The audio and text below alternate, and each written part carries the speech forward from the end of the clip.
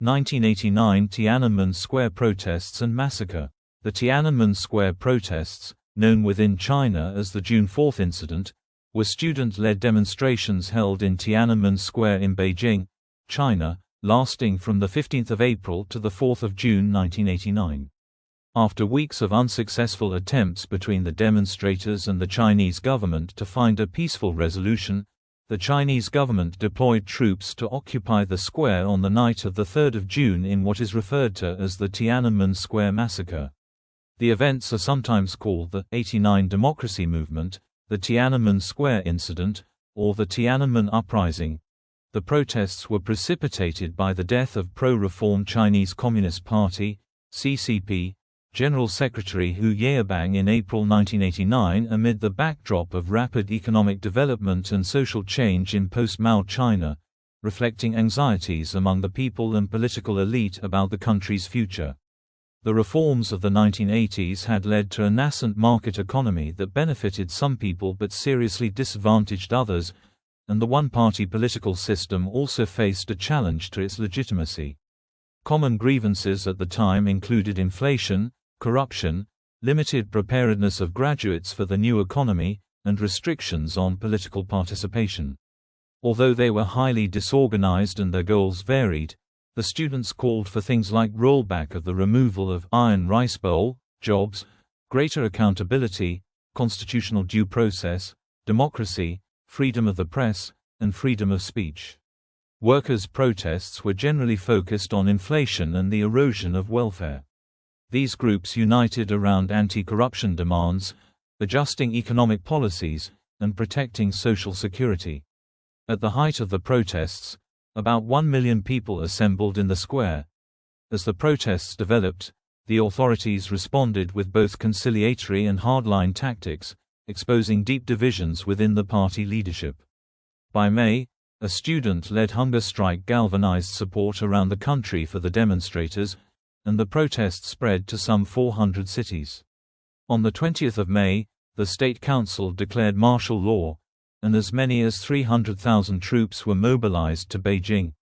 After several weeks of standoffs and violent confrontations between the army and demonstrators left many on both sides severely injured, a meeting held among the CCP's top leadership on 1 June concluded with a decision to clear the square.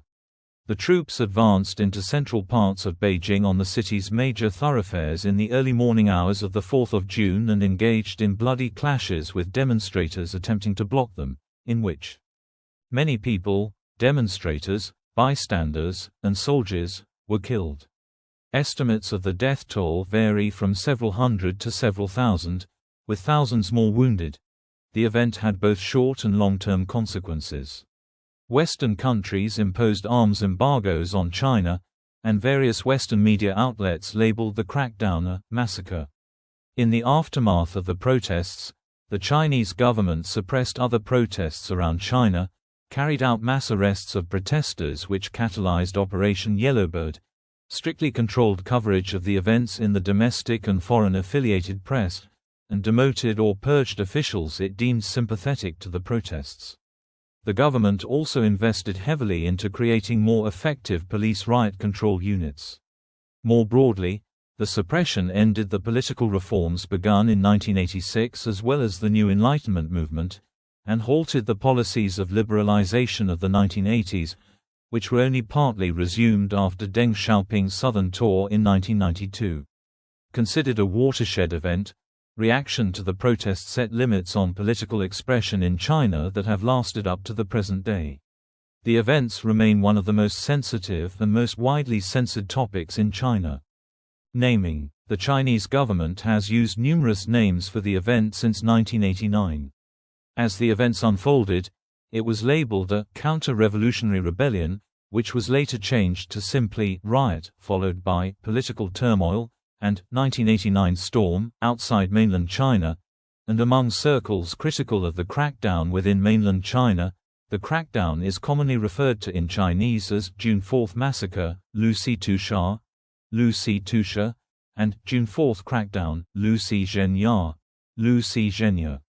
To bypass censorship by the Great Firewall, alternative names have sprung up to describe the events on the Internet, such as May 35, VIIV, Roman numerals for 6 and 4, 8 squared, since 82 equals 64, and 8964, in YYMD format.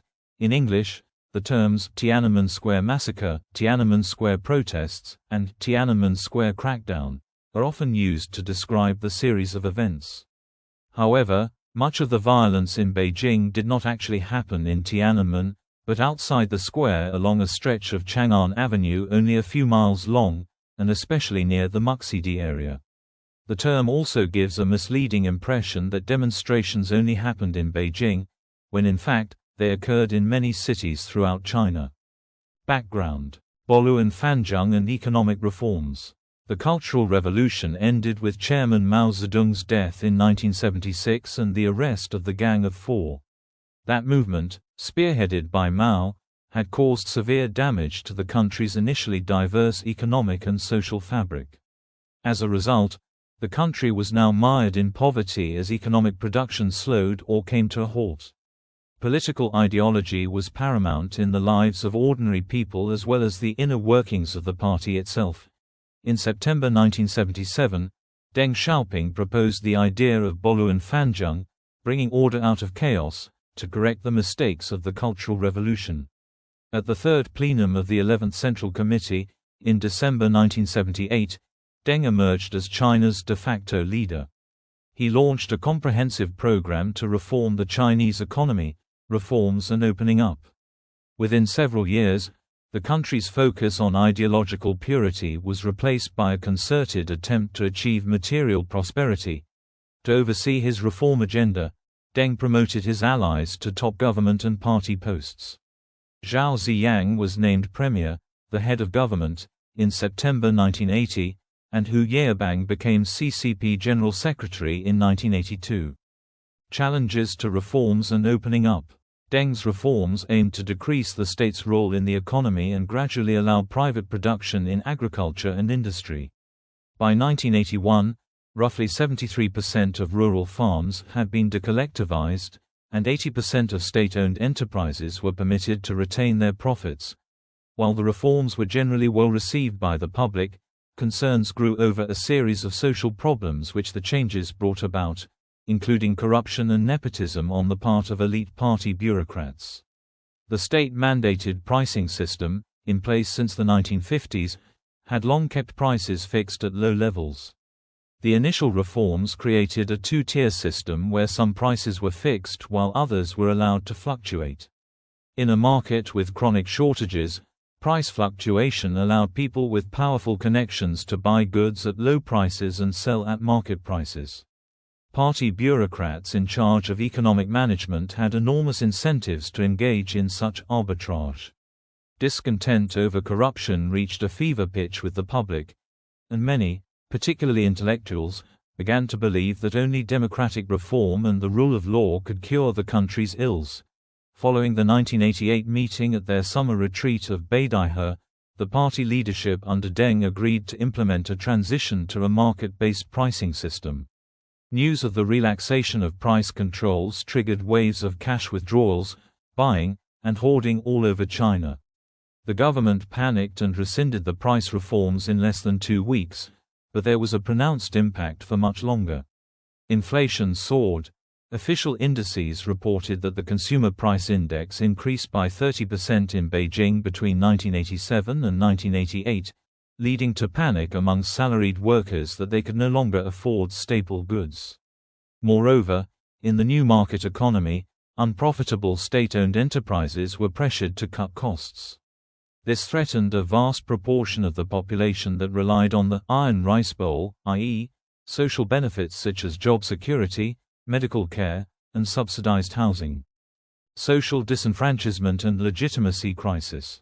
In 1978, reformist leaders had envisioned that intellectuals would play a leading role in guiding the country through reforms, but this did not happen as planned.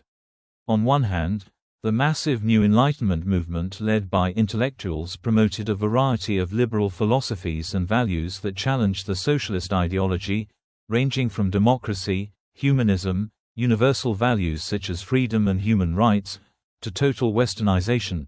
In response, Since the beginning of the reforms, Deng Xiaoping in 1979 proposed the Four Cardinal Principles to limit the political liberalization. On the other hand, despite the opening of new universities and increased enrollment, the state-directed education system did not produce enough graduates to meet increased demand in the areas of agriculture, light industry, services, and foreign investment. The job market was especially limited for students specializing in social sciences and the humanities. Moreover, private companies no longer needed to accept students assigned to them by the state, and many high-paying jobs were offered based on nepotism and favoritism. Gaining a good state-assigned placement meant navigating a highly inefficient bureaucracy that gave power to officials who had little expertise in areas under their jurisdiction. Facing a dismal job market and limited chances of going abroad, intellectuals and students had a greater vested interest in political issues. Small study groups, such as the Democracy Salon (Chinese: Minzhu Shalong, Pinyin: Minzhu Shalong), and the Lawn Salon (Caudi Shalong, Caudi Shalong), began appearing on Beijing university campuses. These organizations motivated the students to get involved politically. Simultaneously, the party's nominally socialist ideology faced a legitimacy crisis as it gradually adopted capitalist practices. Private enterprise gave rise to profiteers who took advantage of lax regulations and who often flaunted their wealth in front of those who were less well off. Popular discontent was brewing over unfair wealth distribution. Greed, not skill, appeared to be the most crucial factor in success. There was widespread public disillusionment concerning the country's future. People wanted change, yet the power to define the correct path continued to rest solely in the unelected government's hands. The comprehensive and wide-ranging reforms created political differences over the pace of marketization and the control over the ideology that came with it, opening a deep chasm within the central leadership. The reformers, the right, led by Hu Yaobang, favored political liberalization and a plurality of ideas as a channel to voice popular discontent and pressed for further reforms.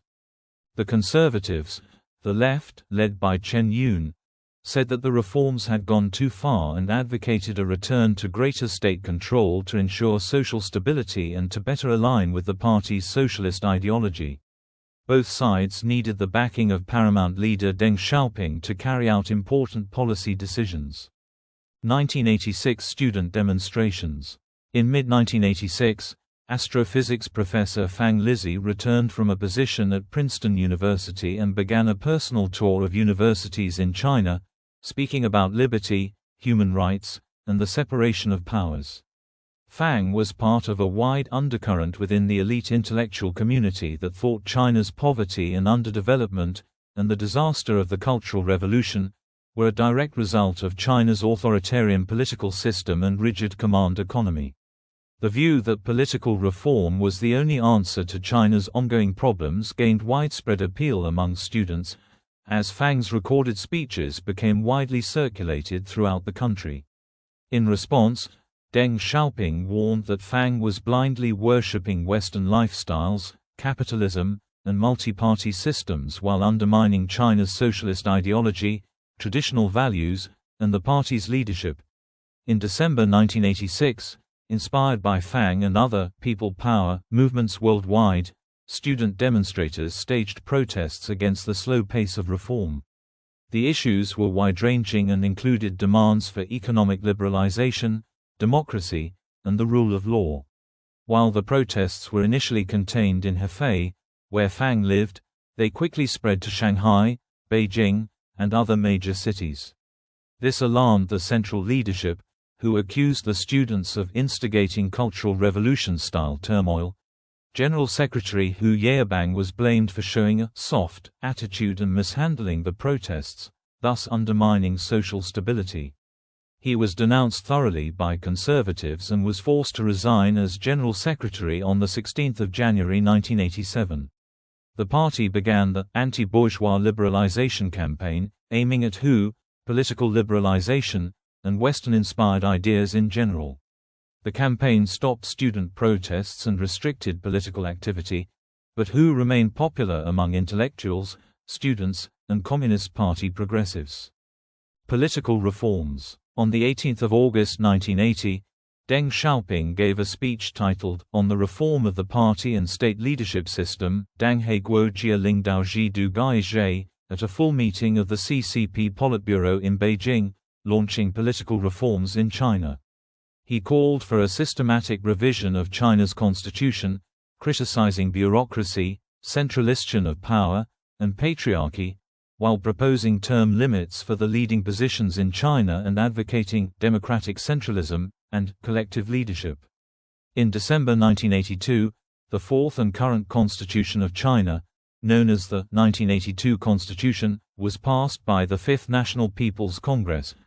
In the first half of 1986, Deng repeatedly called for the revival of political reforms, as further economic reforms were hindered by the original political system with an increasing trend of corruption and economic inequality.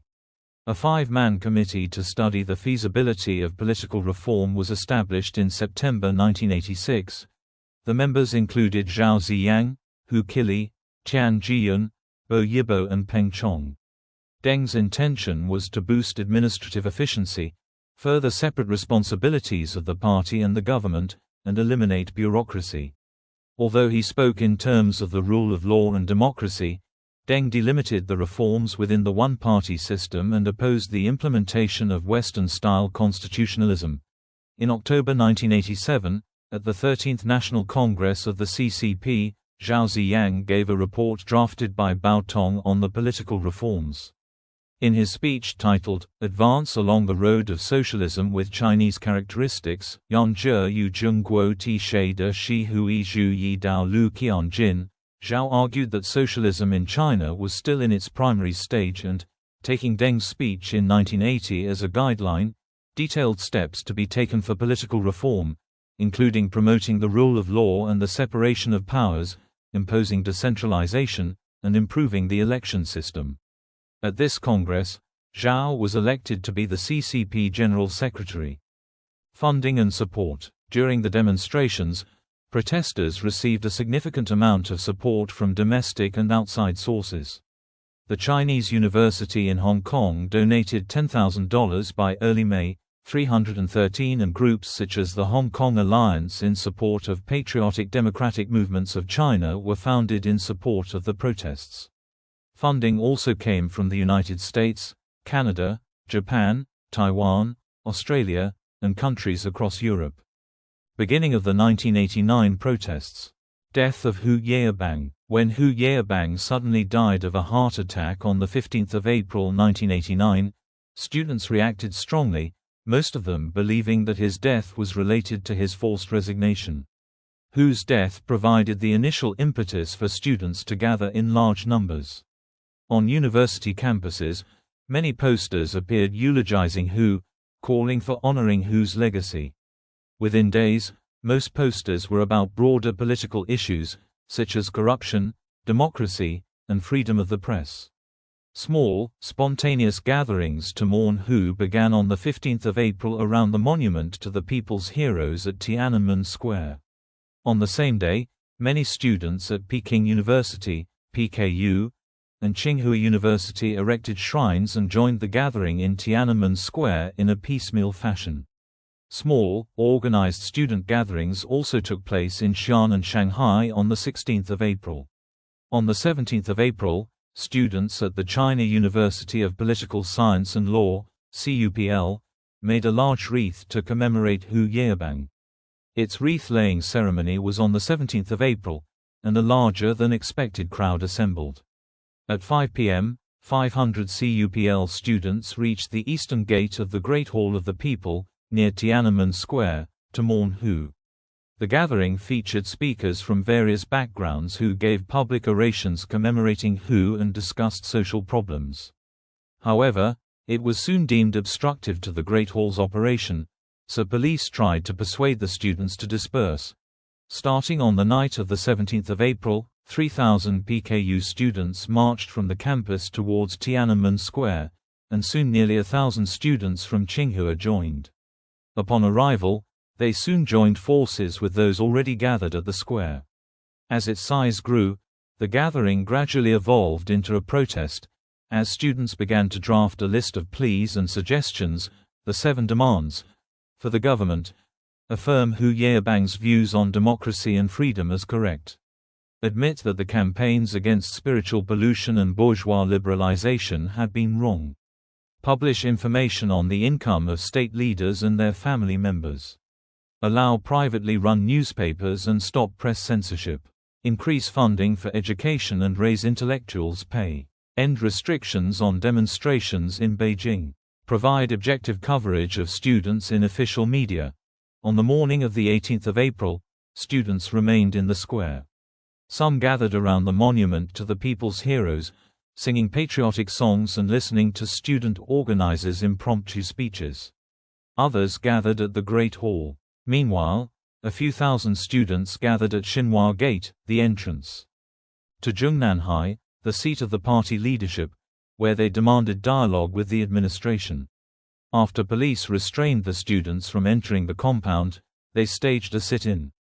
On the 19th of April, students held aloft a banner that read "Freedom and Democracy Enlightenment" on the monument, under a giant portrait of Hu Yaobang.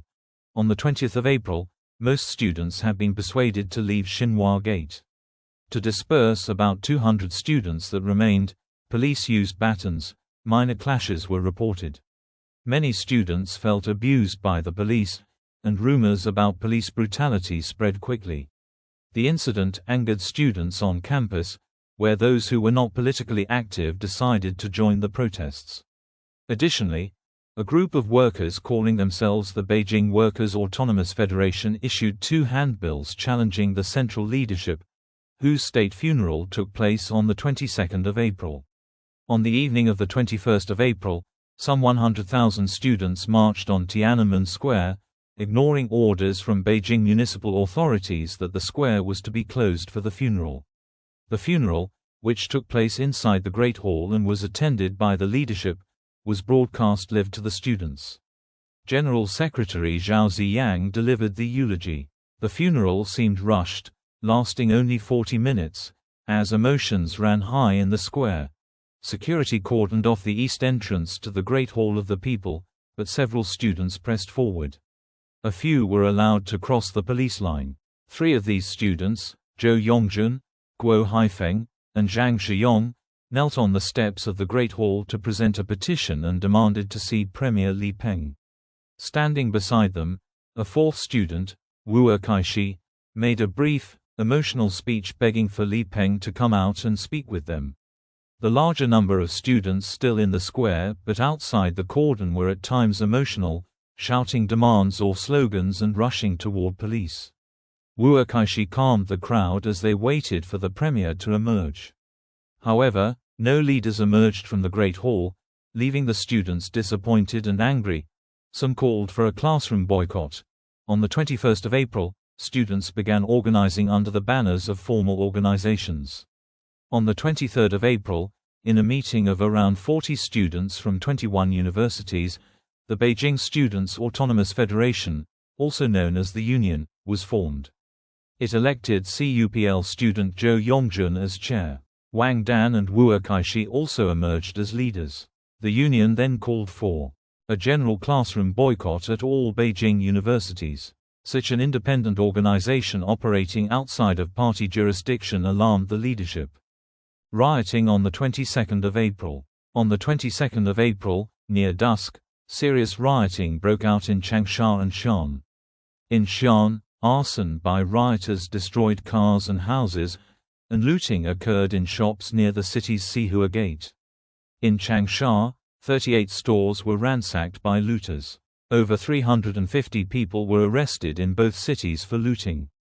In Wuhan, university students organized protests against the provincial government. As the situation became more volatile nationally, Zhao Ziyang called numerous meetings of the Politburo's Standing Committee, PSC. Zhao stressed 3 points. Discourage students from further protests and ask them to go back to class, use all measures necessary to combat rioting, and open forms of dialogue with students at different levels of government. Premier Li Peng called upon Zhao to condemn protesters and recognize the need to take more serious action.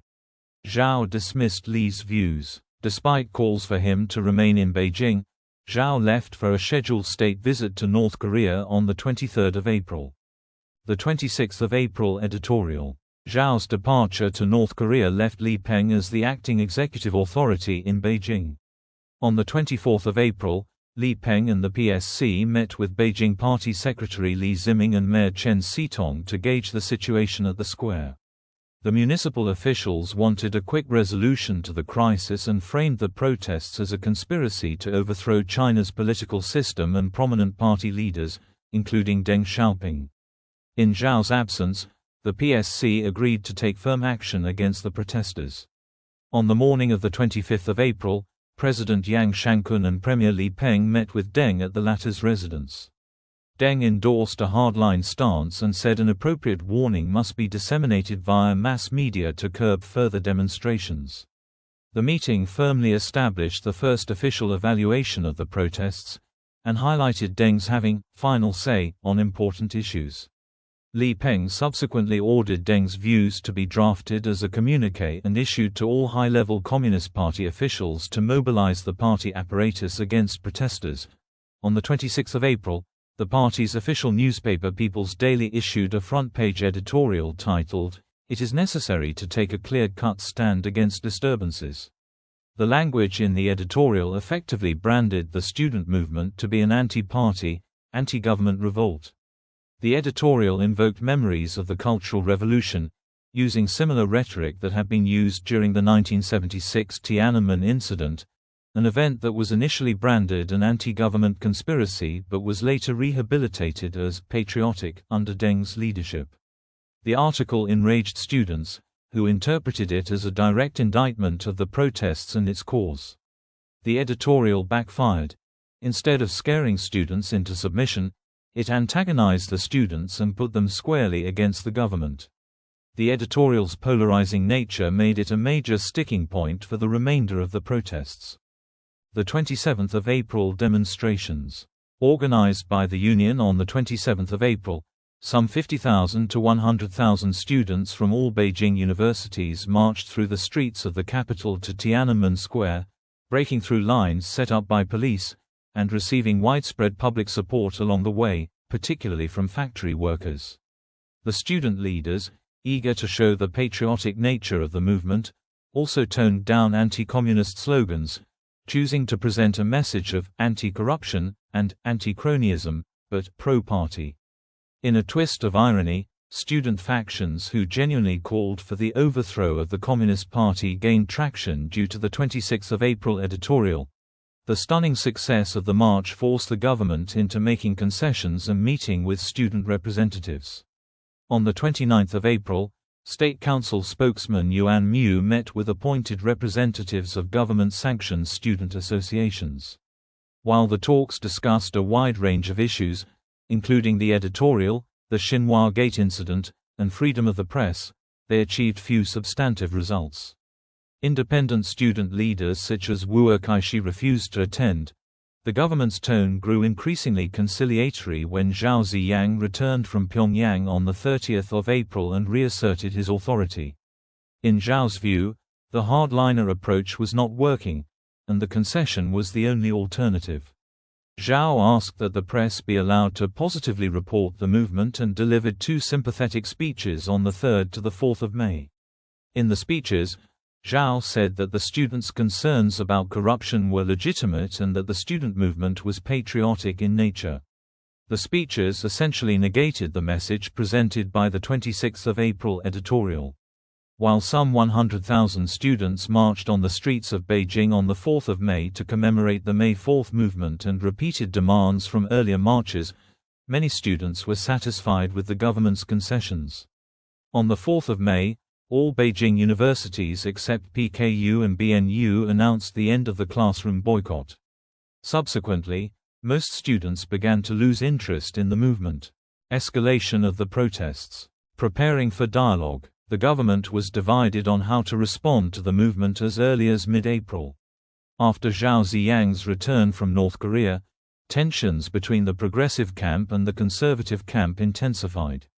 Those who supported continued dialogue and a soft approach with students rallied behind Zhao Ziyang, while hardliner conservatives opposed the movement rallied behind Premier Li Peng. Zhao and Li clashed at a PSC meeting on 1 May. Li maintained that the need for stability overrode all else, while Zhao said that the party should show support for increased democracy and transparency. Zhao pushed the case for further dialogue. In preparation for dialogue, the union elected representatives to a formal delegation. However, there was some friction as the union leaders were reluctant to let the delegation unilaterally take control of the movement. The movement was slowed by a change to a more deliberate approach, fractured by internal discord, and increasingly diluted by declining engagement from the student body at large. In this context, a group of charismatic leaders, including Wang Dan and Wu Kaishi, desired to regain momentum. They also distrusted the government's offers of dialogue, dismissing them as merely a ploy designed to play for time and pacify the students. To break from the moderate and incremental approach now adopted by other major student leaders, these few began calling for a return to more confrontational tactics. They settled on a plan of mobilizing students for a hunger strike that would begin on 13 May. Early attempts to mobilize others to join him met with only modest success until Chai Ling made an emotional appeal on the night before the strike was scheduled to begin. Hunger strikes begin. Students began the hunger strike on 13 May, 2 days before the highly publicized state visit by Soviet leader Mikhail Gorbachev. Knowing that Gorbachev's welcoming ceremony was scheduled to be held on the square, student leaders wanted to use the hunger strike to force the government into meeting the demands.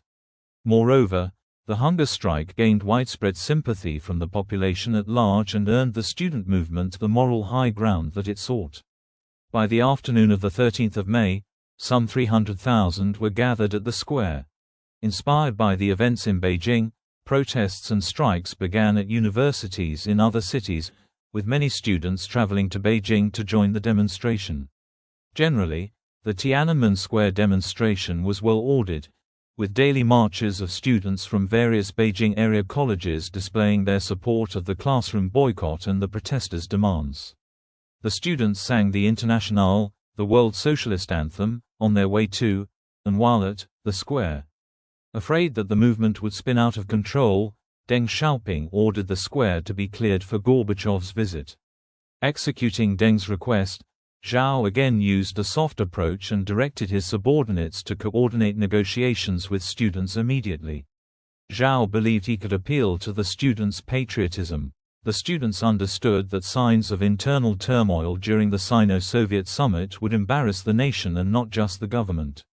On the morning of 13 May, Yan Mingfu, head of the Communist Party's United Front, called an emergency meeting, gathering prominent student leaders and intellectuals, including Liu Xiaobo, Chen Ziming, and Wang Juntao. Yan said that the government was prepared to hold an immediate dialogue with student representatives. The Tiananmen welcoming ceremony for Gorbachev would be cancelled whether or not the students withdrew, in effect removing the bargaining power the students thought they possessed. The announcement sent the student leadership into disarray. Mikhail Gorbachev's visit. Press restrictions were loosened significantly from early to mid-May. State media began broadcasting footage sympathetic to protesters and the movement, including the hunger strikers.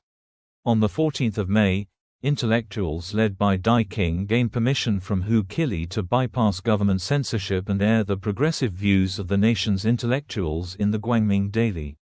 The intellectuals then issued an urgent appeal for the students to leave the square in an attempt to de-escalate the conflict. However, many students believed that the intellectuals were speaking for the government and refused to move. That evening, formal negotiations took place between government representatives led by Yan Mingfu and student representatives led by Shen Tong and Xiang Shaoji. Yan affirmed the student movement's patriotic nature and pleaded for the students to withdraw from the square. While Yan's apparent sincerity for compromise satisfied some students, the meeting grew increasingly chaotic as competing student factions relayed uncoordinated and incoherent demands to the leadership. Shortly after student leaders learned that the event had not been broadcast nationally, As initially promised by the government, the meeting fell apart. Yan then personally went to the square to appeal to the students, even offering himself to be held hostage. Yan also took the students' pleas to Li Peng the next day, asking Li to consider formally retracting the 26th of April editorial and rebranding the movement as patriotic and democratic. Li refused. The students remained in the square during the Gorbachev visit. His welcoming ceremony was held at the airport. The Sino-Soviet summit, the first of its kind in some 30 years, marked the normalization of Sino-Soviet relations and was seen as a breakthrough of tremendous historical significance for China's leaders. However, its smooth proceedings were derailed by the student movement. This created a major embarrassment, loss of face, for the leadership on the global stage and drove many moderates in government onto a more hardline path. The summit between Deng and Gorbachev took place at the Great Hall of the People amid the backdrop of commotion and protest in the square. When Gorbachev met with Zhao on the 16th of May, Zhao told him, and by extension the international press, that Deng was still the paramount authority in China. Deng felt that this remark was Zhao's attempt to shift blame for mishandling the movement to him. Zhao's defense against this accusation was that privately informing world leaders that Deng was the true center of power was standard operating procedure. Li Peng had made nearly identical private statements to U.S. President George H. W. Bush in February 1989. Nevertheless, the statement marked a decisive split between the country's two most senior leaders. Gathering momentum, the hunger strikes galvanized support for the students and aroused sympathy across the country. Around 1 million Beijing residents from all walks of life demonstrated in solidarity from 17 to the 18th of May. These included PLA personnel, police officers, and lower party officials. Many grassroots party and youth league organizations, as well as government-sponsored labor unions, encouraged their membership to demonstrate. In addition, several of China's non-communist parties sent a letter to Li Peng to support the students. The Chinese Red Cross issued a special notice and sent in many personnel to provide medical services to the hunger strikers on the square. After the departure of Mikhail Gorbachev, many foreign journalists remained in the Chinese capital to cover the protests, shining an international spotlight on the movement. Western governments urged Beijing to exercise restraint.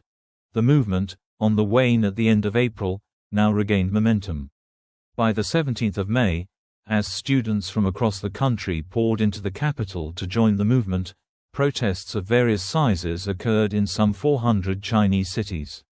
Students demonstrated at provincial party headquarters in Fujian, Hubei, and Xinjiang.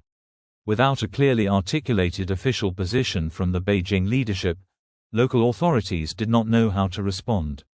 Because the demonstrations now included a wide array of social groups, each having its own set of grievances, it became increasingly unclear with whom the government should negotiate and what the demands were.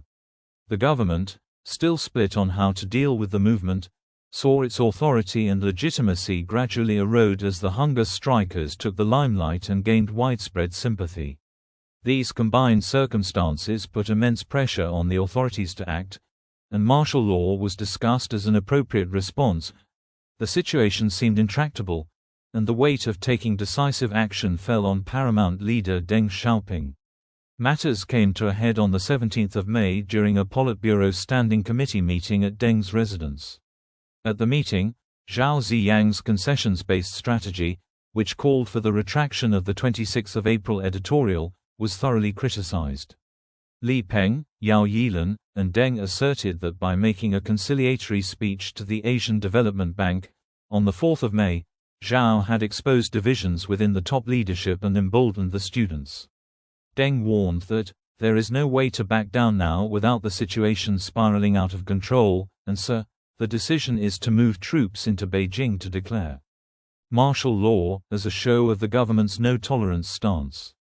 To justify martial law, the demonstrators were described as tools of bourgeois liberalism, advocates who were pulling strings behind the scenes, as well as tools of elements within the party who wished to further their personal ambitions.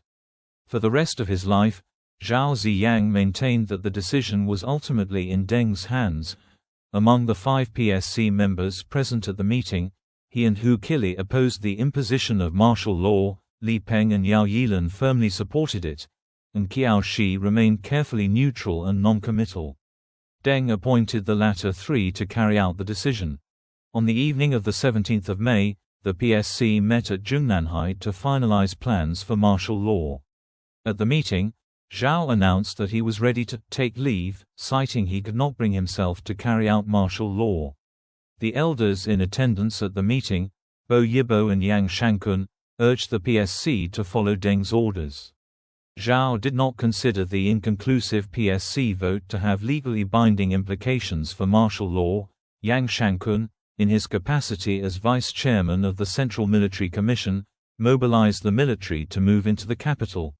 Li Peng met with students for the first time on the 18th of May in an attempt to placate public concern over the hunger strike. During the talks, student leaders again demanded that the government rescind the 26th of April editorial and affirm the student movement as patriotic. Li Peng said the government's main concern was sending the hunger strikers to hospitals.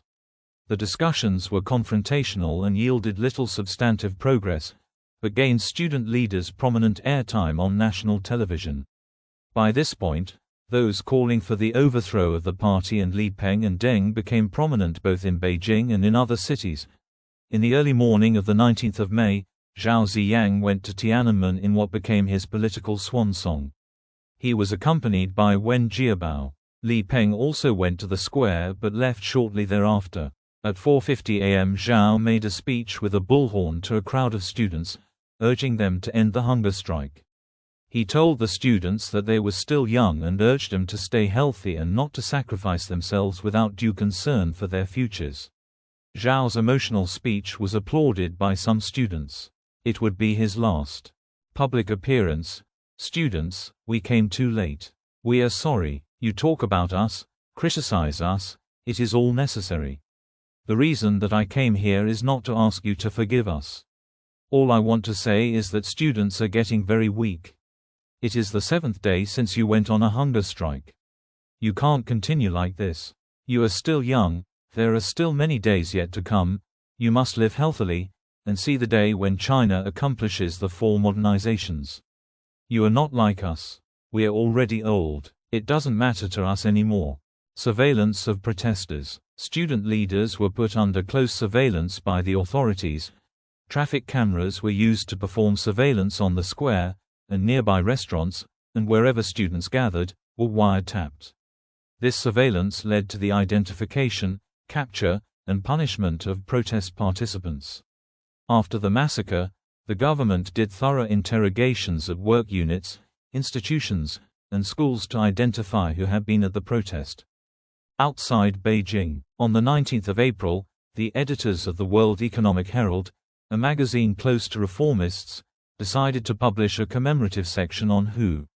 Inside was an article by Yan Jiaqi, which commented favorably on the Beijing student protests, and called for a reassessment of Hu's 1987 purge. Sensing the conservative political trends in Beijing, Jiang Zemin demanded that the article be censored, and many newspapers were printed with a blank page. Jiang then suspended lead editor Qin Benli, his decisive action earning the trust of Conservative Party elders, who praised Jiang's loyalty. On the 27th of May, over 300,000 people in Hong Kong gathered at Happy Valley Racecourse for a gathering called the Concert for Democracy in China, Chinese, Minzhu Gei Sheng Xian Zheng Hua. Many Hong Kong celebrities sang songs and expressed their support for the students in Beijing. The following day, a procession of 1.5 million people, 1/4 of Hong Kong's population, led by Martin Lee, Seto Hua, and other organization leaders, paraded through Hong Kong Island. Across the world, especially where ethnic Chinese lived, people gathered and protested. Many governments, including those of the United States and Japan, issued travel warnings against traveling to China. Military action. Martial law. The Chinese government declared martial law on the 20th of May and mobilized at least 30 divisions from 5 of the country's 7 military regions. At least 14 of the PLA's 24 Army Corps contributed troops. Guangzhou's civil aviation authorities suspended civil airline travel to prepare for transporting military units. The army's initial entry into the capital was blocked in the suburbs by throngs of protesters. Seeing no way forward, the authorities ordered the army to withdraw on the 24th of May. All government forces then retreated to bases outside the city. At the same time, internal divisions intensified within the student movement itself. By late May, the students became increasingly disorganized with no clear leadership or unified course of action. Moreover, Tiananmen Square was overcrowded and facing serious hygiene problems. Hao Dejian suggested an open election of the student leadership to speak for the movement but was met with opposition. Meanwhile, Wang Dan moderated his position, ostensibly sensing the impending military action and its consequences. He advocated for a temporary withdrawal from Tiananmen Square to regroup on campus, but this was opposed by hardline student factions who wanted to hold the square. The increasing internal friction would lead to struggles for control of the loudspeakers in the middle of the square in a series of mini-coups. Whoever controlled the loudspeakers was in charge of the movement. Some students would wait at the train station to greet arrivals of students from other parts of the country in an attempt to enlist factional support. Student groups began accusing each other of ulterior motives, such as collusion with the government and trying to gain personal fame from the movement. Some students even tried to oust Chai Ling and Feng Condé from their leadership positions in an attempted kidnapping, an action Chai called a well-organized and premeditated plot. Unlike more moderate student leaders, Chai seemed willing to allow the student movement to end in a violent confrontation. In an interview given in late May, Chai stated, "What we actually are hoping for is bloodshed, the moment when the government is ready to brazenly butcher the people. Only when the square is awash with blood will the people of China open their eyes." However, she felt that she was unable to convince her fellow students of this. She also claimed that her expectation of a violent crackdown was something she had heard from Li Lu and not an idea of her own. 1st of June. Li Peng's report. On 1st of June, Li Peng issued a report titled, "On the True Nature of the Turmoil," which was circulated to every member of the Politburo. The report concludes that the demonstrators' leadership, referred to as a tiny minority, had organized and plotted the turmoil, and that they were using the square as a base to provoke conflict in order to create an international impact. It also maintains that they had formed connections with criminal elements and used funding from foreign and domestic sources to improve their communications equipment and procure weapons. MSS Report. On the same day, another report, issued by Ministry of State Security Chief Jia Chunwang, was submitted to the party leadership, and likewise sent to every member of the Politburo, as well as to senior party elders, including Deng Xiaoping, Li Xianyan and Chen Yun. The report emphasized the danger of infiltration of bourgeois liberalism into China and the negative effect that Western ideological influence, particularly from the United States, had on the students. The MSS had determined that the United States had infiltrated the student movement by various means, including the use of the U.S. government-owned VOA radio station as an instrument of psychological warfare, as well as the cultivation of pro-American ideologies among Chinese students studying abroad as a long-term strategy. Furthermore, the report also resolved that U.S. intelligence had made efforts to get close to leaders of several Chinese institutions. According to the report, a CIA agent from the U.S. Embassy had nearly 50 contacts between 1981 and 1988, 15 of whom were associated with the Economic Restructuring Commission. The report advocated for immediate military action, and was viewed as providing one of the best justifications for it. 2nd to 3rd of June. In conjunction with the plan to clear the square by force, the Politburo received word from Army headquarters stating that troops were ready to help stabilize the capital and that they understood the necessity and legality of martial law to overcome the turmoil. On the 2nd of June, with increasing action on the part of protesters, the government saw that it was time to act. Protests broke out as newspapers published articles that called for the students to leave Tiananmen Square and end the movement. Many of the students in the square were not willing to leave and were outraged by the articles. They were also outraged by the Beijing Daily's 1 June article, Tiananmen, I Cry for You, which was written by a fellow student who had become disillusioned with the movement, as he thought it was chaotic and disorganized. In response to the articles, thousands of students lined the streets of Beijing to protest against leaving the square. 3 intellectuals, Liu Xiaobo, Zhou Duo, and Gao Xin, and Taiwanese singer Hao Dejian declared a second hunger strike to revive the movement. After weeks of occupying the square, the students were tired, and internal rifts opened between moderate and hardline student groups. In the declaration speech, the hunger strikers openly criticized the government's suppression of the movement, to remind the students that their cause was worth fighting for and pushing them to continue their occupation of the square. On the 2nd of June, Deng Xiaoping and several party elders met with the 3 PSC members, Li Peng, Qiao Shi, and Yao Yilan, who remained after Zhao Ziyang and Hu Qili had been ousted. The committee members agreed to clear the square so the riot can be halted and order be restored to the capital. They also agreed that the square needed to be cleared as peacefully as possible, but if protesters did not cooperate, the troops would be authorized to use force to complete the job. That day, state-run newspapers reported that troops were positioned in 10 key areas in the city. Units of the 27th, 65th, and 24th Armies were secretly moved into the Great Hall of the People on the west side of the square and the Ministry of Public Security compound east of the square. On the evening of the 2nd of June, an accident occurred in which a PAP jeep ran onto a sidewalk, killing 3 civilian pedestrians and injuring a 4th. This incident sparked fear that the army and the police were trying to advance into Tiananmen Square. Student leaders issued emergency orders to set up roadblocks at major intersections to prevent the entry of troops into the center of the city. On the morning of the 3rd of June, students and citizens intercepted and questioned a busload of plainclothed soldiers at Shinjeko. Isolated pockets of soldiers were similarly surrounded and interrogated. The soldiers were beaten by the crowd, as were Beijing security personnel who attempted to aid the soldiers. Some of the soldiers were kidnapped when they attempted to head for the hospital.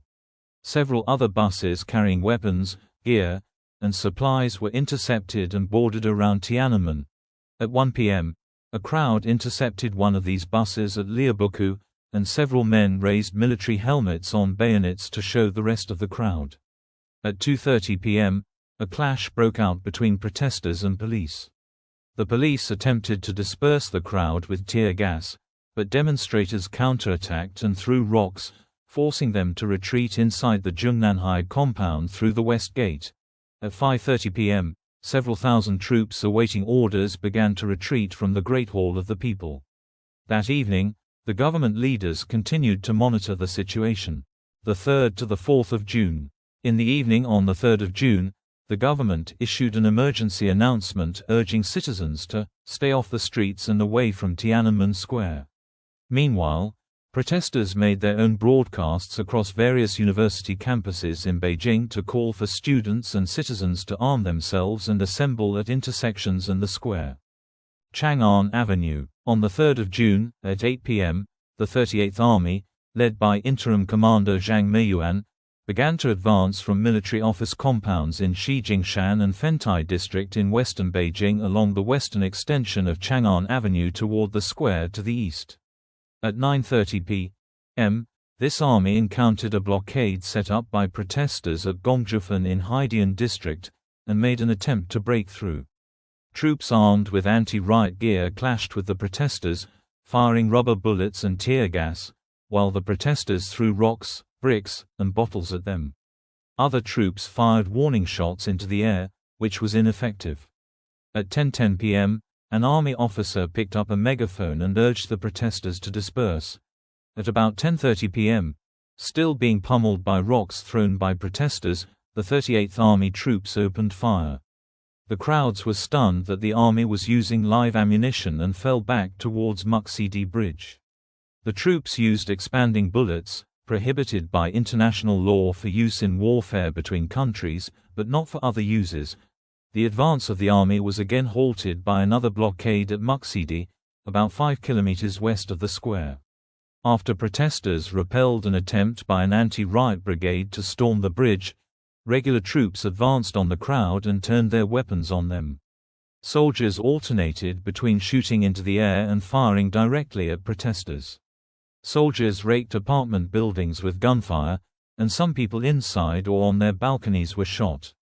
As the army advanced, fatalities were recorded along Chang'an Avenue. By far, the largest number occurred in the 2-mile stretch of road running from Muxidi to Sidon, where 65 plough trucks and 47 APCs were totally destroyed, and 485 other military vehicles were damaged. Demonstrators attacked troops with poles, rocks, and Molotov cocktails. Jeff Widener reported witnessing rioters setting fire to military vehicles and beating the soldiers inside them to death. On one avenue in western Beijing, anti-government protesters torched a military convoy of more than 100 trucks and armored vehicles.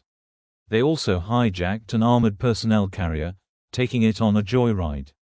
These scenes were captured on camera and broadcast by Chinese state television. In the evening, a firefight broke out between soldiers and demonstrators at Shuangjing.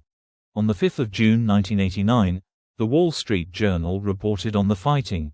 As columns of tanks and tens of thousands of soldiers approached Tiananmen, many troops were set on by angry mobs who screamed, "Fascists!" Dozens of soldiers were pulled from trucks, severely beaten, and left for dead. At an intersection west of the square, the body of a young soldier, who had been beaten to death, was stripped naked and hung from the side of a bus. Another soldier's corpse was strung up at an intersection east of the square. Clearing the square. At the square, soldiers and students initially attempted to show restraint, but the residents refused to follow student orders.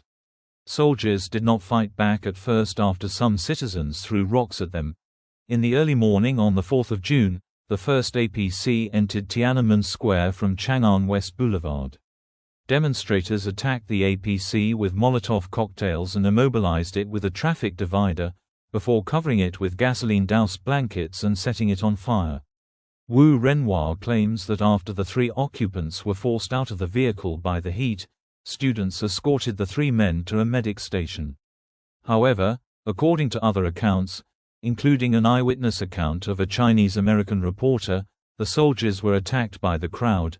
2 soldiers were burned alive inside the APC, and a third was beaten to death in full view of other soldiers.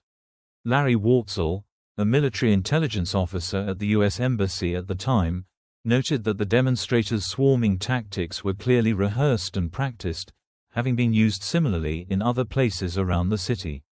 The reporter noted that APC incident appeared to have sparked the shooting that followed. Troops from the west arrived at the square at about 1:30 a.m., and troops from other directions gradually arrived as well, blocking main roads to the square to prevent entry. A second emergency announcement from the government was broadcast on loudspeakers. A severe counter-revolutionary riot has broken out in the capital tonight. Rioters have savagely attacked soldiers of the PLA, have stolen their weapons and burned their vehicles, have erected roadblocks, and have kidnapped officers and soldiers. Citizens and students must evacuate the square immediately so that martial law troops can successfully carry out their mission. We cannot guarantee the safety of violators, who will be solely responsible for any consequences.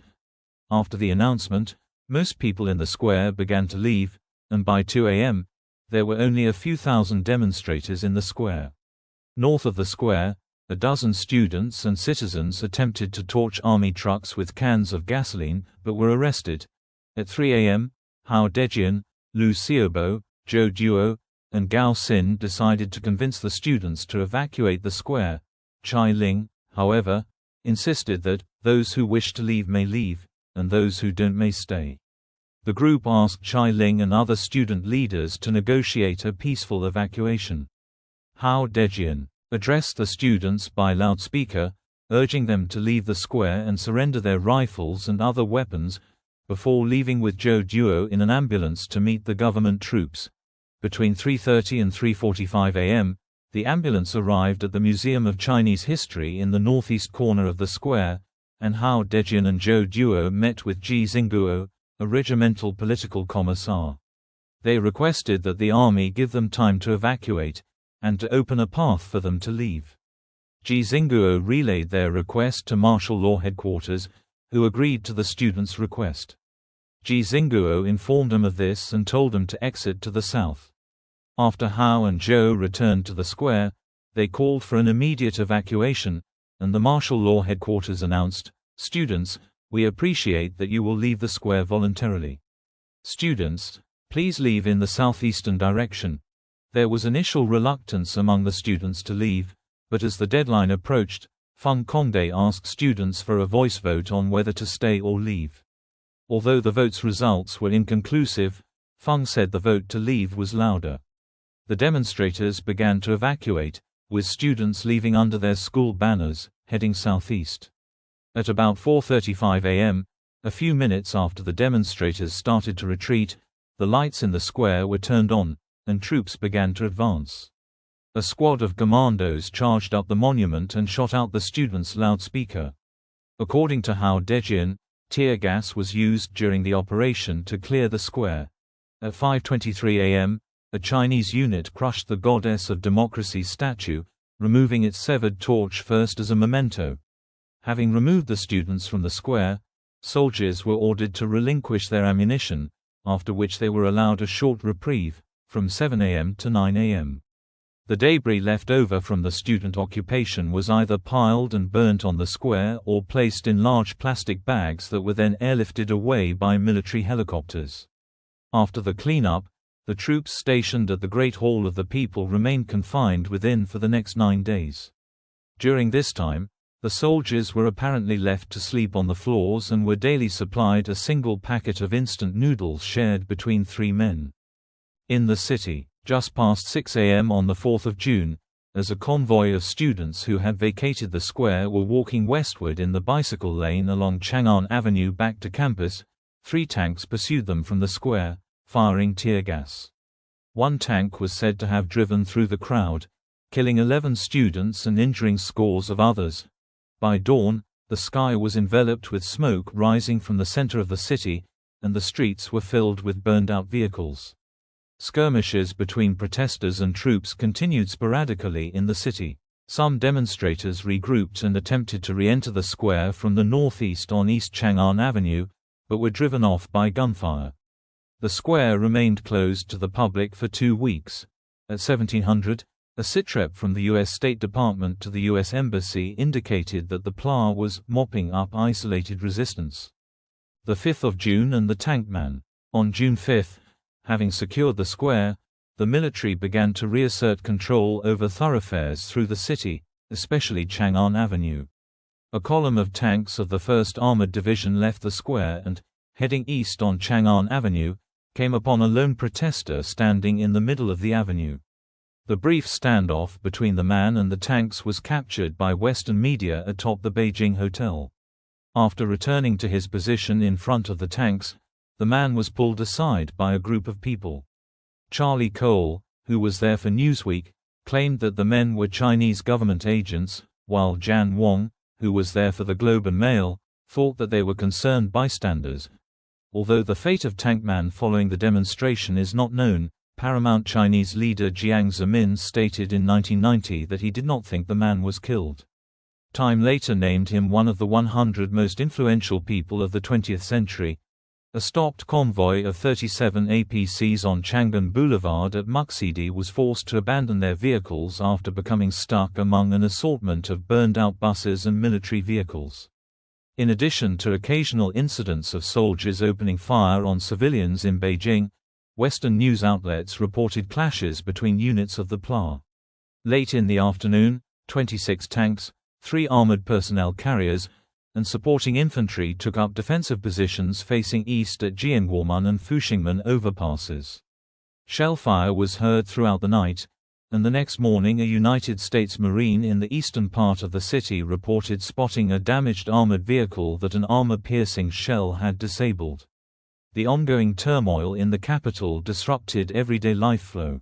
No editions of the People's Daily were available in Beijing on the 5th of June, despite assurances that they had been printed.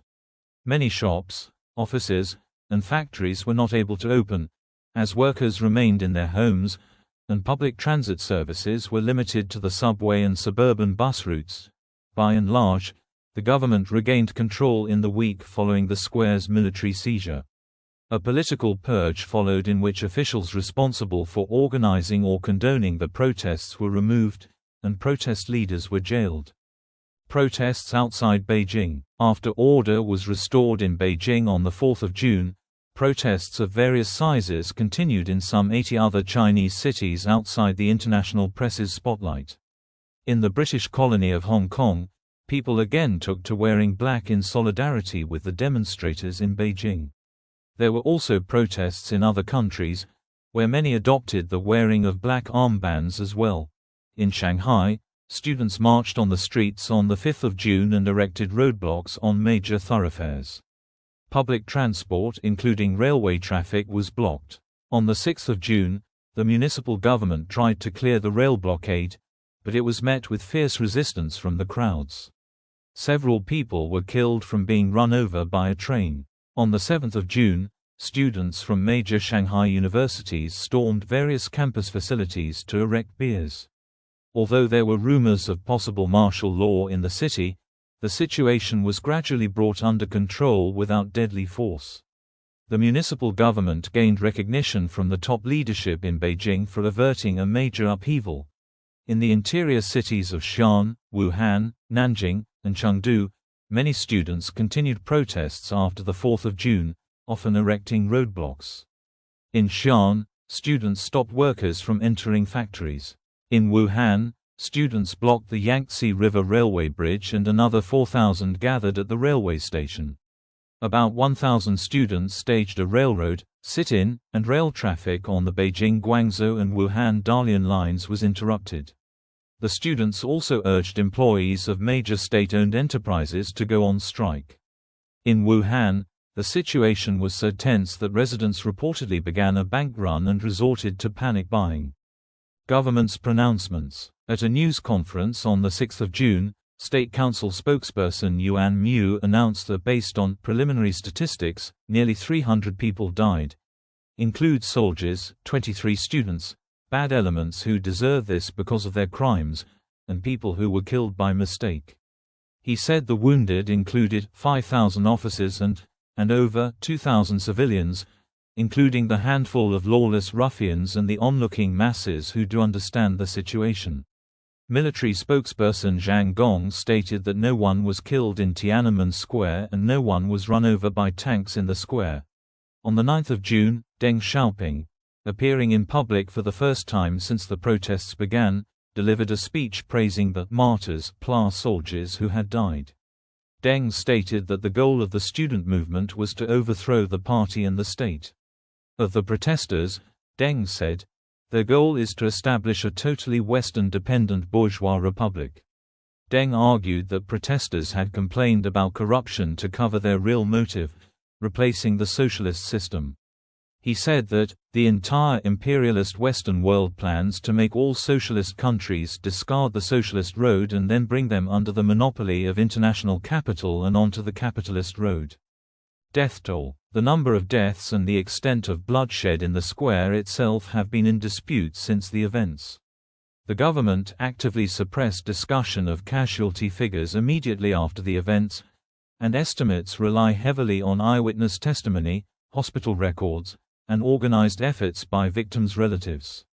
As a result, large discrepancies exist among various casualty estimates. Initial estimates ranged from the official figure of a few hundred to several thousand. Official figures. Official government announcements shortly after the event put the number who died at around 300. At the State Council press conference on the 6th of June, spokesman Yuan Mu said that preliminary tallies by the government showed that about 300 civilians and soldiers died, including 23 students from universities in Beijing, along with some people he described as ruffians. Yuan also said some 5,000 soldiers and police were wounded, along with 2,000 civilians. On the 19th of June, Beijing Party Secretary Li Ziming reported to the Politburo that the government's confirmed death toll was 241, including 218 civilians, of which 36 were students, Templar soldiers, and 13 People's Armed Police, along with 7,000 wounded. On the 30th of June, Mayor Chen Sitong said that the number of injured was around 6,000. Other estimates. On the morning of the 4th of June, many estimates of deaths were reported, including from government-affiliated sources. Peking University leaflets circulated on campus suggested a death toll of between 2,000 and 3,000. The Chinese Red Cross had given a figure of 2,600 deaths but later denied having given such a figure. The Swiss ambassador had estimated 2,700. Nicholas D. Christoph of the New York Times wrote on the 21st of June that, "It seems plausible that about a dozen soldiers and policemen were killed, along with 400 to 800 civilians." United States Ambassador James Lilly said that, based on visits to hospitals around Beijing, a minimum of several hundred had been killed. A declassified National Security Agency cable filed on the same day estimated 180 to 500 deaths up to the morning of the 4th of June. Beijing hospital records compiled shortly after the events recorded at least 478 dead and 920 wounded. Amnesty International's estimates put the number of deaths at between several hundred and close to 1,000, while a Western diplomat who compiled estimates put the number at 300 to 1,000. In a disputed cable sent in the aftermath of the events at Tiananmen, British Ambassador Alan Donald initially claimed, based on information from a good friend in the State Council of China, that a minimum of 10,000 civilians died, claims which were repeated in a speech by Australian Prime Minister Bob Hawke, but which is an estimated number much higher than other sources provided. After the declassification, former student protest leader Feng Congde pointed out that Donald later revised his estimate to 2,700 to 3,400 deaths, a number closer to, but still much higher than, other estimates. Identifying the dead. The Tiananmen Mothers, a victims' advocacy group co-founded by Ding Zilan and Zhang Xianling, whose children were killed by the government during the crackdown, have identified 202 victims as of August 2011. In the face of government interference, the group has worked painstakingly to locate victims' families and collect information about the victims. Their tally had grown from 155 in 1999 to 202 in 2011. The list includes 4 individuals who committed suicide on or after the 4th of June for reasons related to their involvement in the demonstrations. Former protester Wu Renhua of the Chinese Alliance for Democracy, an overseas group agitating for democratic reform in China, said that he was only able to identify and verify 15 military deaths. Wu asserts that if deaths from events unrelated to demonstrators were removed from the count, only 7 deaths among military personnel might be counted as from being killed in action by rioters. Deaths around and in Tiananmen Square itself. Government officials have long asserted that no one died in the square in the early morning hours of the 4th of June, during the holdout of students' last batch in the south part of the square. Initially, foreign media reports of a massacre on the square were prevalent, though subsequently, journalists have acknowledged that most of the deaths occurred outside of the square in western Beijing. Several people who were situated around the square that night, including former Beijing bureau chief of The Washington Post Jay Matthews and CBS correspondent Richard Roth, reported that while they had heard sporadic gunfire, they could not find enough evidence to suggest that a massacre took place on the square. Student leader Chai Ling claimed in a speech broadcast on Hong Kong television that she witnessed tanks arrive at the square and crush students who were sleeping in their tents, and added that between 200 and 4,000 students died at the square. Ling was joined by fellow student leader Wu Kai-shi, who said he had witnessed 200 students being cut down by gunfire. However, according to Matthews, it was later proven that he had already left the square several hours before the events he claimed to have happened. Taiwan-born Hao Dejian was present in the square to show solidarity with the students and said that he did not see any massacre occurring in the square. He was quoted by Xiaoping Li, a former China dissident, to have stated, "Some people said 200 died in the square, and others claimed that as many as 2,000 died." There were also stories of tanks running over students who were trying to leave. "I have to say I did not see any of that. I was in the square until 6:30 in the morning. In 2011, 3 secret cables from the United States Embassy in Beijing agreed there was no bloodshed inside Tiananmen Square. Instead, they said Chinese soldiers opened fire on protesters outside the square as they fought their way from the west towards the center. A Chilean diplomat who had been positioned next to a Red Cross station inside the square told his U.S. counterparts that he did not observe any mass firing of weapons into the crowds in the square itself, although sporadic gunfire was heard. He said that most of the troops who entered the square were armed only with anti-riot gear. Immediate aftermath: arrests, punishments, and evacuations. On 13 June 1989, the Beijing Public Security Bureau released an order for the arrest of 21 students they identified as the protest leaders. These 21 most wanted student leaders were part of the Beijing Students' Autonomous Federation, which had been instrumental in the Tiananmen Square protests. Though decades have passed, this most wanted list has never been retracted by the Chinese government. On 17 June, 2 individuals were captured after exchanging gunfire with soldiers. The same day, a woman who had been visiting a Western diplomat at Jianguomenwai diplomatic compound was observed being arrested by plainclothes policemen. The 21 most wanted student leaders' faces and descriptions were often broadcast on television. Photographs with biographies of the leaders followed in this order: Wang Dan, Wu Kaishi, Lu Gang, Chai Ling, Zhou Fengsuo, Zhai Weimin, Liang Qingdan, Wang Zhengyun, Zheng Zuguang, Ma Xiaofang, Yang Tao, Wang Zhixing, Feng Congde, Wang Chaohua, Wang Yukai, Zhang Zhiqing, Zhang Boli, Li Lu, Zhang Ming, Sheng Wei, and Sheng Yan. Each of the 21 students faced diverse experiences after their arrests or escapes. While some remain abroad with no intent to return, others have chosen to stay indefinitely, such as Zhang Ming. Only 7 of the 21 were able to escape. Some student leaders, such as Chai Ling and Wu Kaishi, were able to escape to the United States, the United Kingdom, France, and other Western nations under Operation Yellowbird, which was organized by Western intelligence agencies such as MI6 and CIA from Hong Kong, a British territory at the time. According to the Washington Post, the operation involved more than 40 people and had its roots in the Alliance in Support of Democratic Movements in China formed in May 1989.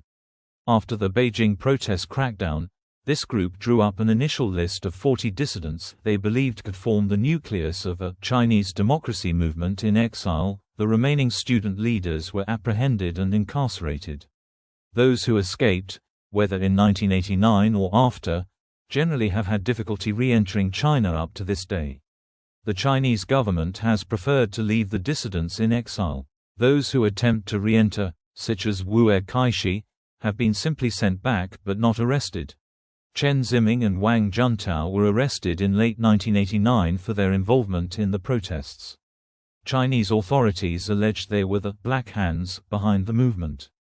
Both Chen and Wang rejected the allegations made against them. They were put on trial in 1990 and sentenced to 13 years in prison. Others, such as Zhang Zhiqing, have essentially disappeared. After his initial arrest in January 1991 and subsequent release, nothing further is known about his situation and where he lives now. Zhang Zhiqing's role and reason for being listed on the 21 most wanted is generally unknown. This is the case for many others on the list, such as Wang Chaohua. According to the Dui Hua Foundation, citing a provincial government, 1,602 individuals were imprisoned for protest-related activities in early 1989. As of May 2012, at least 2 remain incarcerated in Beijing, and 5 others remain unaccounted for. In June 2014, it was reported that Miao Dezhen was believed to be the last known prisoner incarcerated for their participation in the protests. He was last heard from a decade ago. All are reported to have mental illnesses. Leadership changes. The party leadership expelled Zhao Ziyang from the Politburo Standing Committee, PSC. Hu Qili, another PSC member who opposed martial law but abstained from voting, was also removed from the committee. However, he was able to retain his party membership, and after changing his opinion, he was reassigned as deputy minister in the Ministry for Machinery and Electronics Industry. Another reform-minded Chinese leader, Wan Li, was also put under house arrest immediately after he stepped out of his plane at Beijing Capital Airport upon returning from a shortened trip abroad. The authorities declared his detention to be on health grounds. When Wan Li was released from his house arrest after he finally changed his opinion, he, like Qiao Shi, was transferred to a different position with equal rank but a mostly ceremonial role. Several Chinese ambassadors abroad claimed political asylum. Jiang Zemin, the party secretary of Shanghai, was promoted to general secretary of the Communist Party. Jiang's decisive actions in Shanghai involving the World Economic Herald and his having prevented deadly violence in the city won him support from party elders in Beijing. Having put the new leadership team in place and recognizing his weakened position, Deng Xiaoping himself also bowed out of the party leadership, at least officially, by resigning his last leadership position as chairman of the Central Military Commission later that year. He kept a low profile until 1992. According to diplomatic cables declassified by Canada, the Swiss ambassador informed Canadian diplomats in confidence that over several months following the massacre, every member of the Politburo's Standing Committee has approached him about transferring very significant amounts of money to Swiss bank accounts. Bao Tong, Zhao Ziyang's aide, was the highest-ranking official to be formally charged with a crime connected with 1989 demonstrations. He was convicted in 1992 of revealing state secrets and counter-revolutionary propagandizing, and served 7 years in prison. To purge sympathizers of Tiananmen demonstrators from among the party's rank and file, the party leadership initiated a 1.5-year-long rectification program to deal strictly with those inside the party with serious tendencies toward bourgeois liberalization. 4 million people were reportedly investigated for their role in the protests. More than 30,000 communist officers were deployed to assess the political reliability of more than 1 million government officials. The authorities arrested tens if not hundreds of thousands of people across the country. Some were seized in broad daylight while they walked in the street. Others were arrested at night. Many were jailed or sent to labor camps. They were often denied access to see their families and often put in cells so crowded that not everyone had space to sleep. Dissidents shared cells with murderers and rapists, and torture was not uncommon. Media coverage. Official narrative. The official narrative constructed by the Chinese Communist Party on the 4th of June incident states that the use of force was necessary to control political turmoil, and this also ensures the stable society that is necessary for successful economic development. Chinese leaders, including Jiang Zemin and Hu Jintao, who were general secretaries of the Central Committee of the Chinese Communist Party, consistently reiterated the official narrative of the Chinese Communist Party when being asked about the protests by foreign journalists. Print media were required to be consistent with the Chinese government's account of the 4th of June incident. The Chinese government prepared a white paper to explain the government's views on the protests. Later, anonymous people within the Chinese government shipped the files overseas and published the Tiananmen Papers in 2001. At the 30th anniversary of the 4th of June incident, Wei Feng'er, a general of the Chinese People's Liberation Army, said in the Shangri-La Dialogue, "The 4th of June incident was a turmoil and unrest.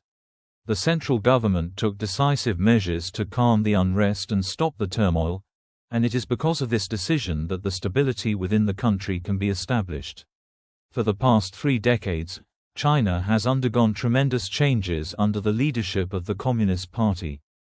Chinese media. The suppression of the 4th of June marked the end of a period of relative press freedom in China, and media workers, both foreign and domestic, faced heightened restrictions and punishment in the aftermath of the crackdown. State media reports in the immediate aftermath were sympathetic to the students. As a result, those responsible were all later removed from their posts. 2 news anchors, Du Xian and Zhu Fei, who reported this event on 4 and 5 of June, respectively in the daily Xinwen Lianbo broadcast on China Central Television, were fired because they openly emoted in sympathy with the protesters.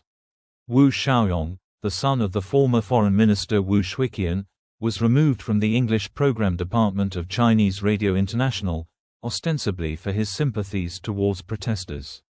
Editors and other staff at the People's Daily, including director Qian Liren and editor-in-chief Tan Wenrui, were also sacked because of reports in the paper that were sympathetic towards the protesters.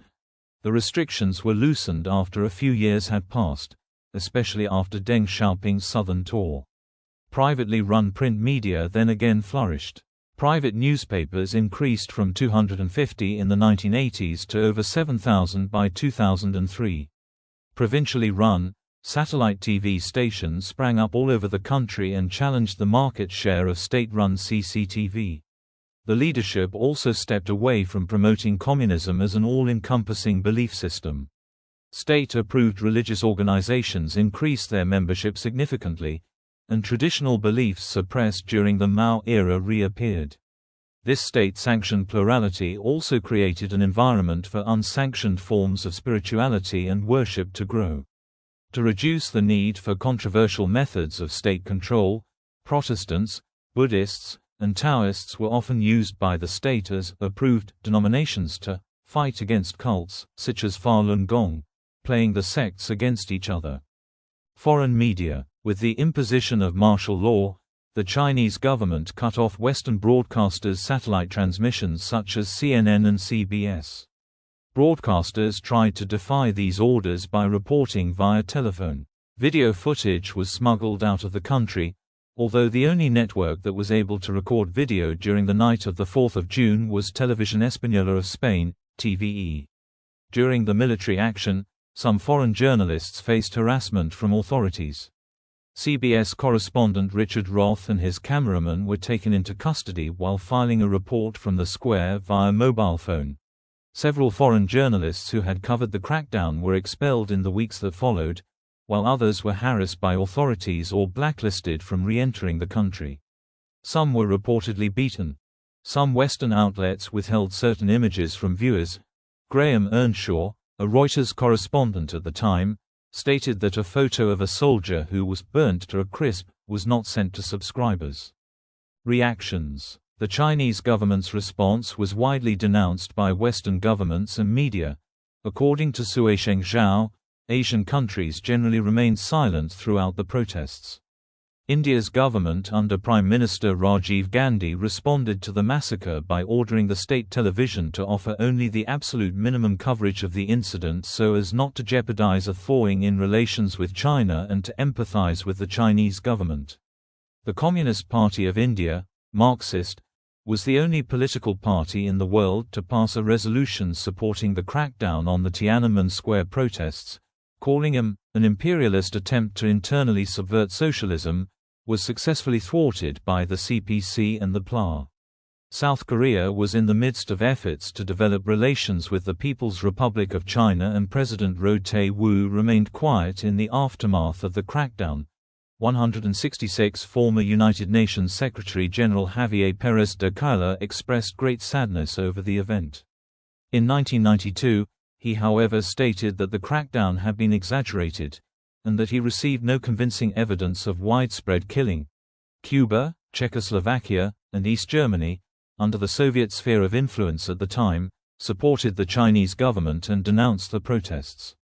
Longer-term impact. Politics. As the party departed from the orthodox communism it was founded upon, much of its attention was focused on the cultivation of nationalism as an alternative ideology.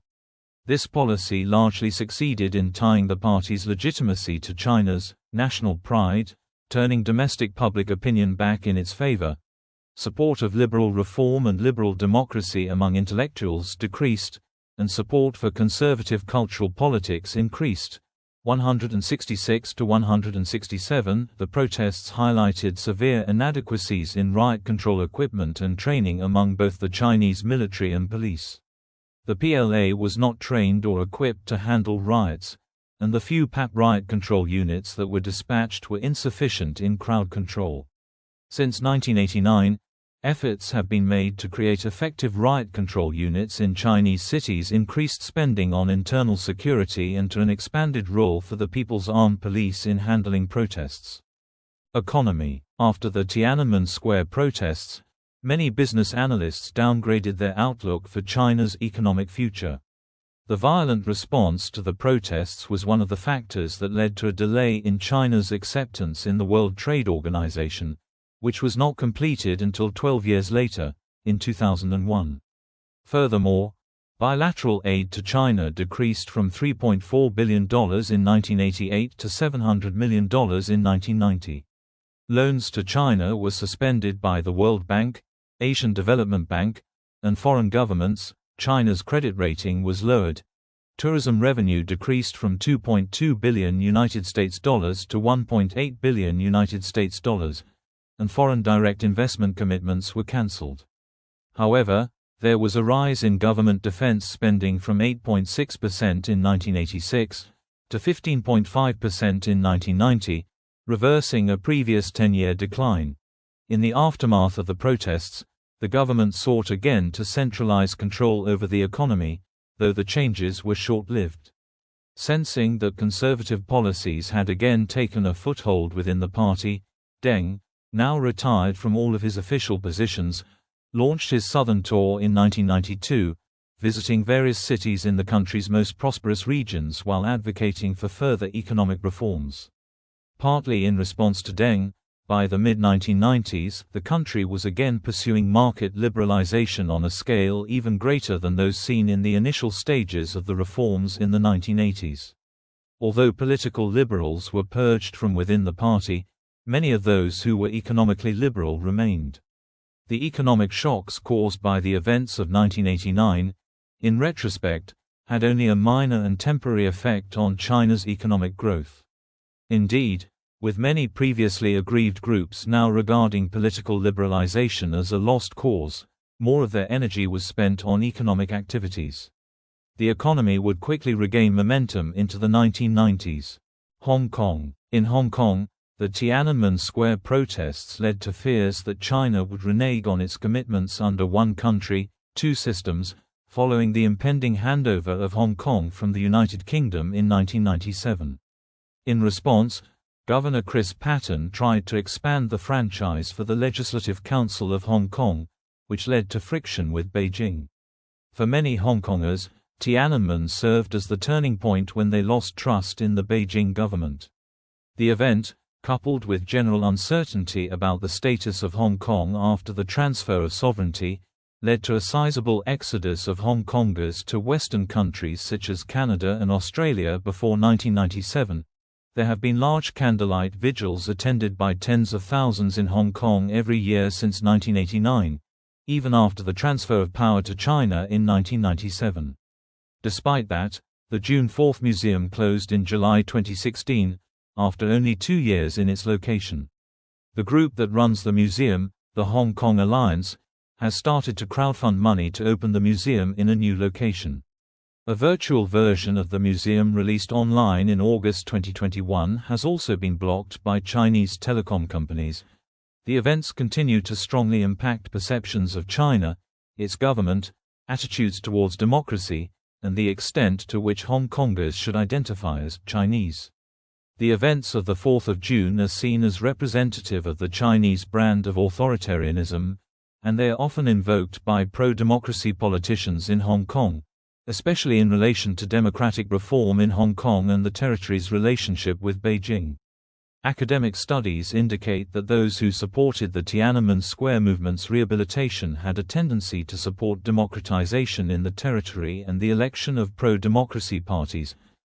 In memory of the events, among other monuments, at 1997 Pillar of Shame with height of 8 meters performed by sculptor Jens Galshio was placed in the University of Hong Kong. On the 22nd of December 2021, it was removed by the university authorities, a move that was condemned by survivors of the massacre.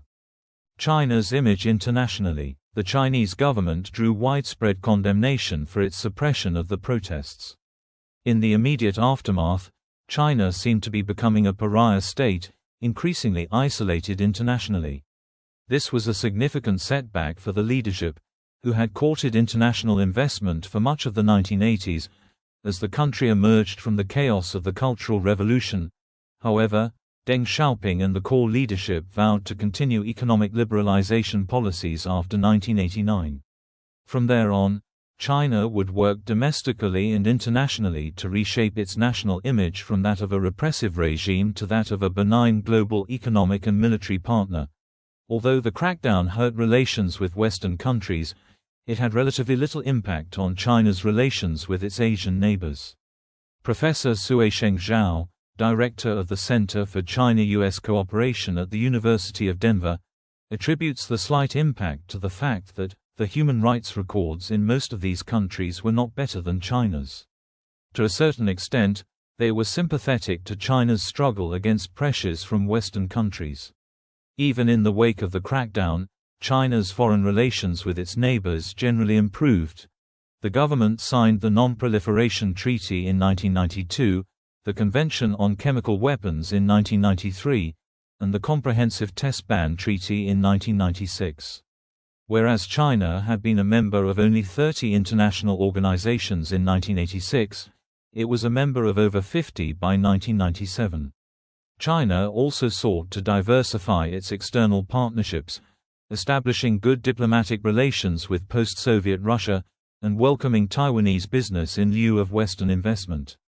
China expedited negotiations with the World Trade Organization and established relations with Indonesia, Israel, South Korea, and others in 1992. Furthermore, the government has successfully promoted China as an attractive destination for investment by emphasizing its skilled workers, comparatively low wages, established infrastructure, and sizable consumer base. At the same time, the explosion of commercial interest in the country opened the way for multinational corporations to turn a blind eye to politics and human rights in favor of focusing on business interests. Since then, Western leaders who were previously critical of China have sometimes paid lip service to the legacy of Tiananmen in bilateral meetings, but the substance of discussions revolved around business and trade interests. European Union and the United States arms embargo. The European Union and United States embargo on armament sales to China, put in place due to the violent suppression of the Tiananmen Square protests, remains in place today. China has been calling for a lift of the ban for years and has had a varying amount of support from European Union members.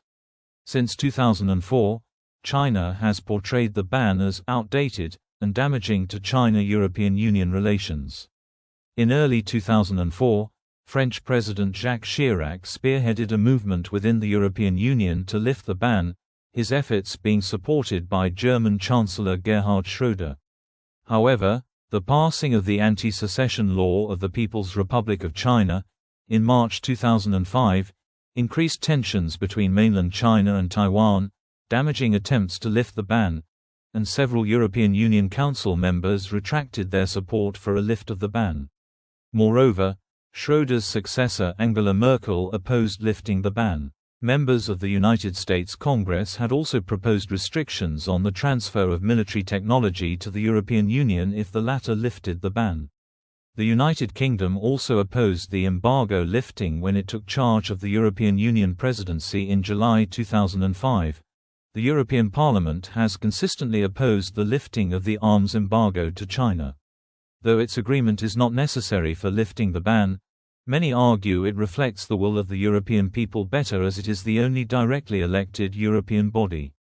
The arms embargo has limited China's options in seeking military hardware. Among the sources that were sought included the former Soviet bloc that it had a strained relationship with as a result of the Sino-Soviet split. Other willing suppliers have previously included Israel and South Africa, but American pressure has restricted this cooperation. Contemporary issues. Censorship in China. The Chinese government continues to forbid discussions about the Tiananmen Square protests and has taken measures to block or censor related information, in an attempt to suppress the public's memory of the Tiananmen Square protests. Textbooks contain little, if any, information about the protests. After the protests, officials banned controversial films and books and shut down many newspapers. Within a year, 12% of all newspapers, 8% of all publishing companies, 13% of all social science periodicals, and more than 150 films were either banned or shut down. The government also announced that it had seized 32 million contraband books and 2.4 million video and audio cassettes. Access to media and Internet resources about the subject are either restricted or blocked by censors. Banned literature and films include Summer Palace, Forbidden City, collection of June 4 poems, The Critical Moment, Li Peng Diaries, and any writings of Zhao Ziyang or his aide Bao Tong, including Zhao's memoirs. Print media that contain references to the protests must be consistent with the government's version of events. Domestic and foreign journalists are detained, harassed, or threatened, as are their Chinese colleagues and any Chinese citizens who they interview. Thus, Chinese citizens are typically reluctant to speak about the protests because of potentially negative repercussions. Many young people who were born after 1980 are unfamiliar with the events and are therefore apathetic about politics. Youth in China are sometimes unaware of the events, the symbols which are associated with them, such as the Tank Man, or the significance of the date of the massacre, the 4th of June itself. Some older intellectuals no longer aspire to implement political change. Instead, they focus on economic issues. Some political prisoners have refused to talk to their children about their involvement in the protests out of fear of putting them at risk. While public discussions about the events have become socially taboo, private discussions about them continue to occur despite frequent interference and harassment by the authorities. Nobel Peace Prize laureate Liu Xiaobo remained in China in order to speak out about Tiananmen in the 1990s. Despite the fact that he received offers of asylum, he faced constant surveillance. Zhang Xianling and Ding Zilan, the mothers of victims who died in 1989, founded the Tiananmen Mothers Organization and were particularly outspoken about the humanitarian aspects of the protests. The authorities mobilized security forces, including members of the People's Armed Police, every year. On the 4th of June, in order to prevent public displays of remembrance, with an especially heavy security presence on the anniversaries of major events such as the 20th anniversary of the protests in 2009 and the 25th anniversary of the protests in 2014. On the 30th anniversary of the protests in 2019, the renowned Chinese artist Ai Weiwei wrote that autocratic and totalitarian regimes fear facts because they have built their power on unjust foundations, and he also wrote that memory is important. Without it there is no such thing as a civilized society or nation, because our past is all we have. Journalists have frequently been denied entry to the square on the anniversaries of the massacre. Also, the authorities are known to have detained foreign journalists and increased surveillance of prominent human rights activists during this time of year. Internet searches on the 4th of June Tiananmen Square made within China return censored results or result in temporarily severed server connections.